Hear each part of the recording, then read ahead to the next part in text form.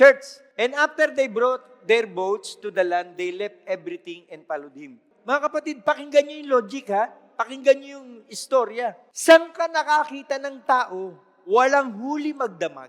Saan ka nakakita ng tao na walang huli magdamag? Ngayon nakahuli na, halos mapunit yung net, halos lumubog yung bangka. Tapos ano sabi sa verse? Iiwan mo lang? Tanungin niyo si Peter, bakit mo iniwan? Baka yung isdang yan, baka isang buwan hindi mo maubos yan eh. Ilang bangka yung tinawag? Ang sabi, partners, hindi partner. Tinawag yung partners. So maraming dumating. Halos lumubog yung bangka rin. Ang ginagawa ng bangkero, pag puno na ang bangka, yung net nila, na puno na rin, hihilahin yun.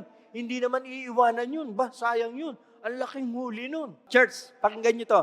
Kapag natutunan natin ang pagsamba, wala nang mahalaga sa atin kundi yung mahalaga sa Kanya. At His feet, listening to His word, and then obedient. Pag sinabi ni Lord, iwan mo, iwan mo. Bakit? Kasi nais patunayan ng Panginoon dyan, sino ang mahalaga sa iyo.